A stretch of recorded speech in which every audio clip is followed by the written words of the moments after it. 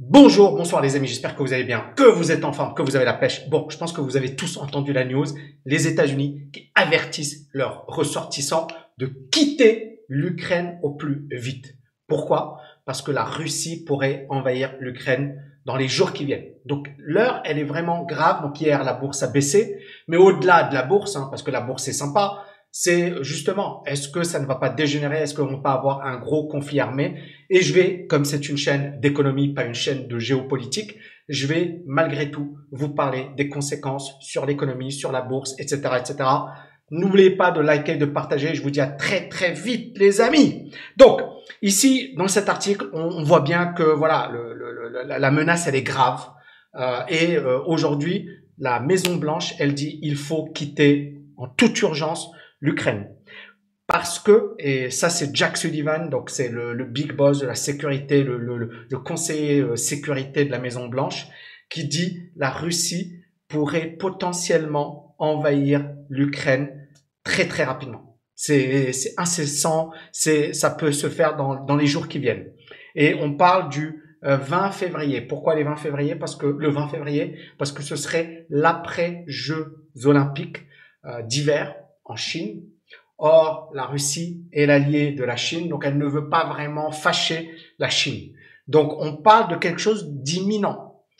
Donc ici, Russia could potentially launch an invasion on the country any day now, possibly même, et là encore une fois, ils disent même durant les Jeux Olympiques. Alors pourquoi on parle de après? Parce qu'encore une fois, voilà, bon, la Chine, Jeux Olympiques, etc. Déjà, elle a un problème avec les États-Unis. Si en plus on rajoute la Russie, ça risque de faire mal. Donc, la Russie va vouloir ménager la Chine. Et donc, any American in Ukraine should leave as soon as possible in any event in the next 24 to 48 hours. C'est fou.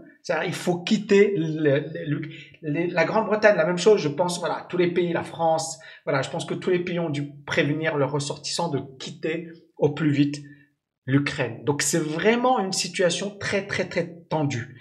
Et ici, regardez, this is a very different situation and things could go crazy quickly.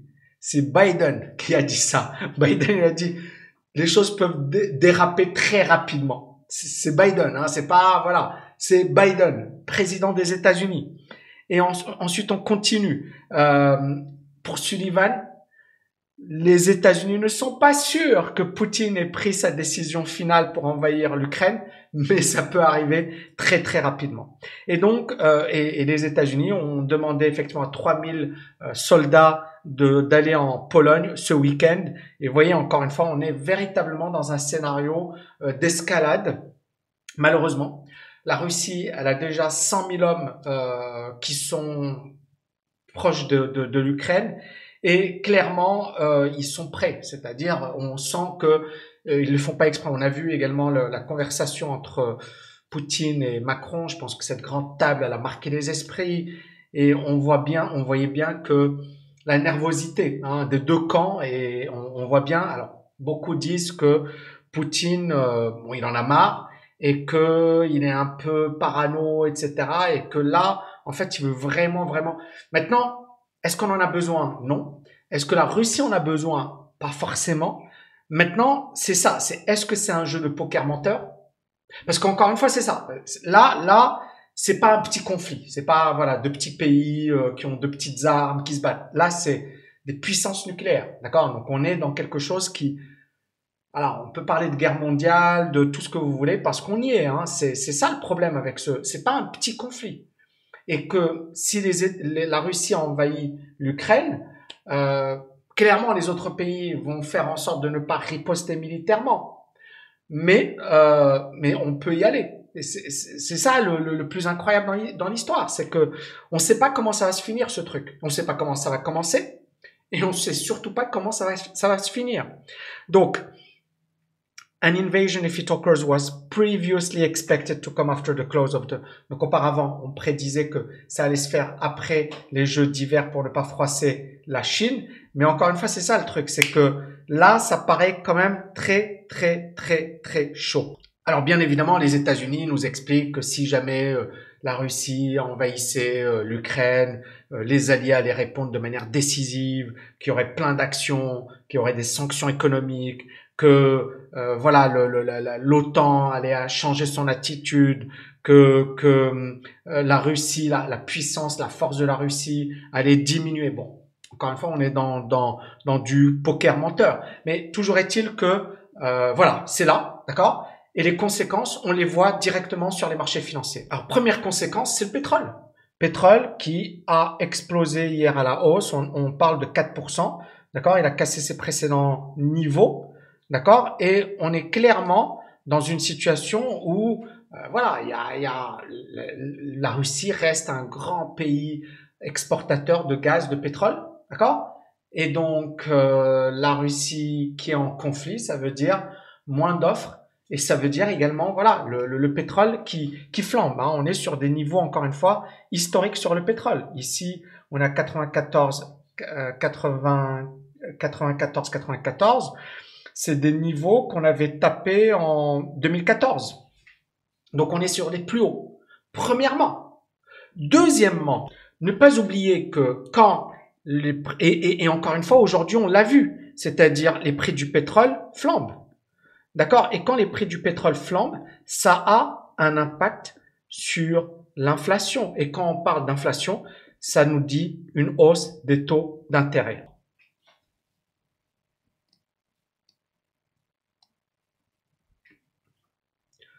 Le deuxième point, c'est l'inflation. Regardez, inflation à 7,5%, c'est-à-dire les niveaux les plus élevés depuis 1982.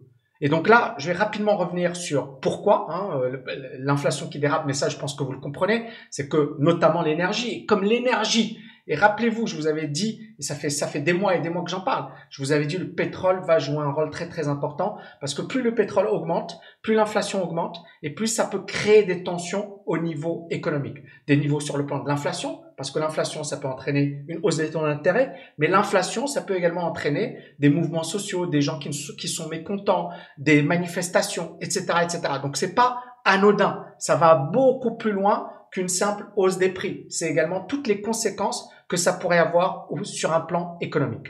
Et c'est vraiment ce chiffre qui peut également expliquer ce qui se passe sur les marchés. C'est-à-dire que l'inflation, et ça c'est un article effectivement récent, c'est le jeudi, donc avant bien évidemment cette annonce que la Russie pourrait envahir l'Ukraine incessamment sous peu, on a eu ce chiffre de l'inflation. 7,5% sur une base annuelle, et c'est encore plus que ce que l'on avait eu en 1982. On a les prix de la consommation qui ont augmenté de 0,6%, et l'inflation, encore une fois, il y a eu beaucoup d'énergie, les prix de l'énergie, je vais y revenir juste après. Les salaires, alors ça c'est intéressant, c'est-à-dire que qu'on corrige les salaires de l'inflation, ils ont augmenté de 0,1%, ce qui n'est pas catastrophique, mais ça veut dire quoi? Ça veut dire que les salaires ont également augmenté de 7,5%, donc 7,6% si on retire l'inflation. Ça veut dire que les salaires augmentent. Et comme le taux de chômage aux États-Unis est très très faible, l'inflation est forte, les prix de l'énergie sont élevés. Donc en fait, c'est une situation explosive sur le plan de l'inflation, ce qui fait dire à beaucoup de personnes que la Fed, elle va augmenter les taux d'intérêt de manière extrêmement élevée. Et ça permet de comprendre également pourquoi les obligations s'effondrent.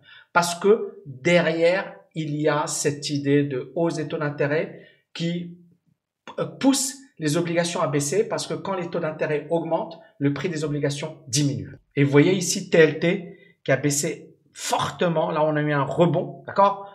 Peut-être parce que le conflit, peut-être parce que valeur refuge, peut-être plein de choses. Mais là, on voit bien un marché qui baisse fortement, et ça, c'est pas une très très bonne nouvelle.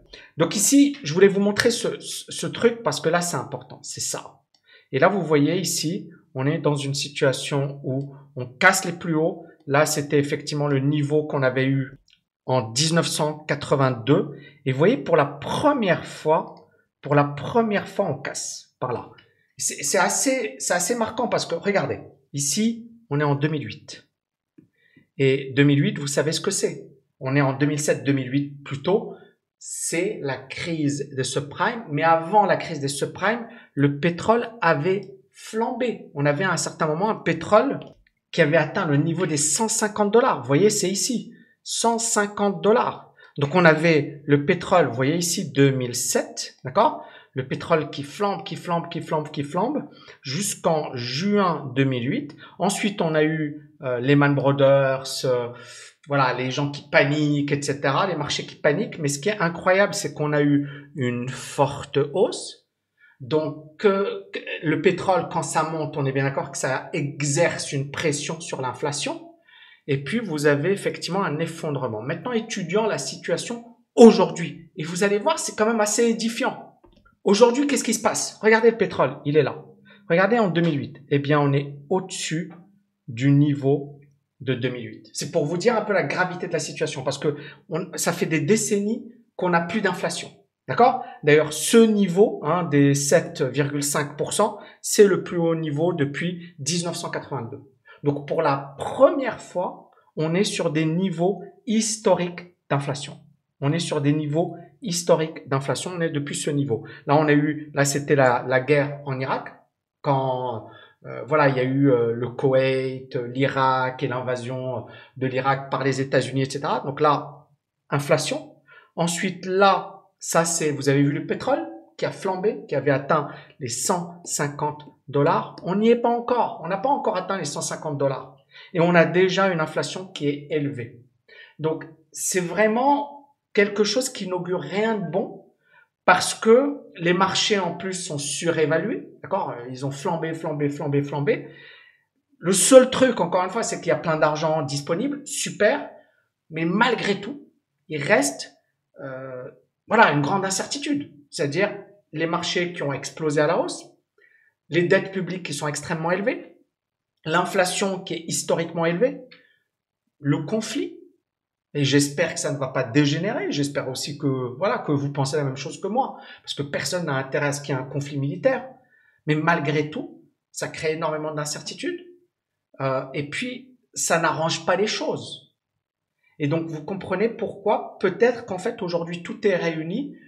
Et c'est ça ce qui est incroyable pour que, voilà, le marché souffre. D'accord? Donc, soyez, je le pense, sincèrement, et j'en parle depuis pas mal de temps, c'est pas qu'aujourd'hui, mais je pense qu'aujourd'hui, ça va être très très volatile.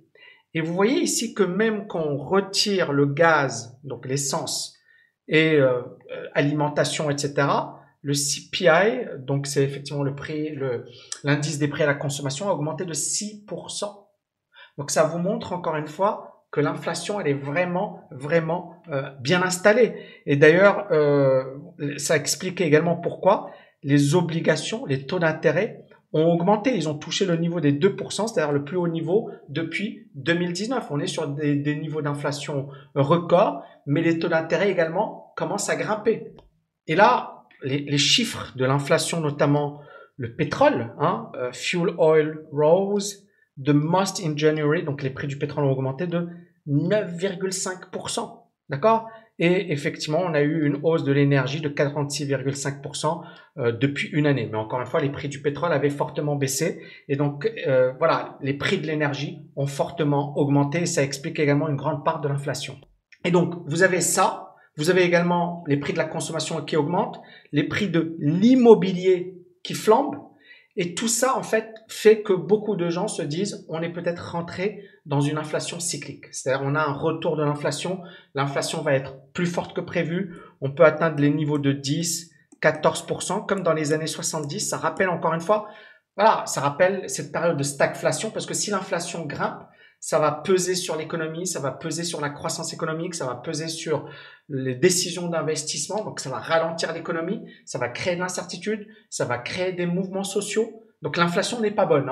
Et puis, ça va entraîner et inciter les banques centrales à augmenter les taux d'intérêt. Vous savez que quand on augmente trop les taux d'intérêt, ça diminue la consommation, ça diminue l'investissement et ça freine l'économie. Et puis, bien évidemment, ça entraîne une baisse des marchés financiers. Donc le risque, il est véritablement de rentrer dans une phase comme dans les années 70 sur les marchés financiers, avec des marchés qui sont extrêmement volatiles, qui montent, qui baissent, qui montent, qui baissent, qui montent, qui baissent, mais qui n'ont pas un véritable directionnel. C'est le grand risque qu'on a pour nous, investisseurs. Et ça nous amène à quels sont les actifs les plus intéressants. Alors, l'or, c'est vrai qu'il est oublié. Ça fait des mois et des mois qu'il fait rien. Ça fait des années qu'il fait rien. C'est-à-dire qu'on prend l'or, on va prendre un graphe 3 mois. Bon, ici, effectivement, entre octobre, d'accord, avril 2013 et 2019, il a rien fait. Donc, plusieurs années, pendant quasiment 6 ans, il n'a rien fait. Vous voyez ici, pendant 6 ans. Puis, il est monté, d'accord, parce que là, on commençait à se dire, tiens, il va y avoir de l'inflation. Et puis, en fait, regardez ici. C'est-à-dire que là, on a eu cette baisse de l'or, et puis là, rien. Et comme par hasard, l'or, hier, il a connu une hausse record de 2%.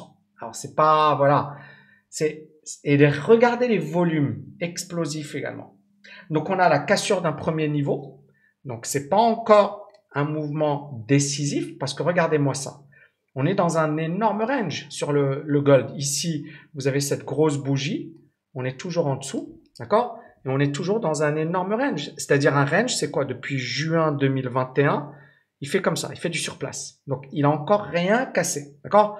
Donc, il faut pas tirer de conclusions hâtives, mais clairement, si il y a un conflit entre la Russie et l'Ukraine, si l'inflation continue de grimper, si voilà, tout s'effondre, peut-être que l'or pourrait effectivement retrouver le chemin de la hausse. C'est trop tôt pour le dire pour des raisons évidentes sur un plan technique, mais voilà, on va regarder également l'argent, c'est mou. Alors, ce qui est intéressant, mais encore une fois, voilà, c'est ce qui est les valeurs censées être refuge. Bitcoin, d'accord? Bitcoin ne fait pas grand-chose, il corrige même. Hein. On va revenir ici sur une base daily. Bon, on a eu cette hausse, voilà, c'était pas mal. Et puis là, il repart à la baisse. Donc, c'est pas mal ce qui se passe. Mais s'il repart à la baisse rapidement, parce que vous voyez, là, les moyennes mobiles, elles sont en train de croiser à la hausse. Mais elles n'ont pas encore croisé. Si le Bitcoin nous fait ça, nous fait genre une petite correction et repart. Techniquement parlant, ça pourrait être intéressant. Pourquoi? Parce que là, on est dans un phénomène, juste un marché qui a bien baissé, qui commence à se stabiliser, qui commence à se retourner. Voilà. Mais si on a une baisse qui est plus profonde sous la moyenne mobile et que le RSI casse, là, on risque effectivement d'avoir un truc qui finalement n'est pas vraiment, dans ce cas-là, une valeur refuge et qui va finalement baisser comme tous les autres actifs, à savoir le Nasdaq, à savoir le S&P, à savoir les indices boursiers, parce que justement, on sera dans une phase de totale incertitude. Voilà les amis, ça fait longtemps que j'avais pas fait de vidéo. Merci pour votre patience, pour vos messages. Mettez-moi un énorme pouce bleu ou gris, ou ce que vous voulez. Peu importe. J'étais en phase de intense. Ça faisait 2 semaines que j'étais complètement focus sur le programme TKL OMI, sur les options. J'ai adoré le faire. Les étudiants ont adoré. Je pense qu'il y aura une reprise en avril. Je pense que je ferai une autre session. C'était magnifique, mais surtout au-delà de c'est sympa, et tout ça c'est très bien.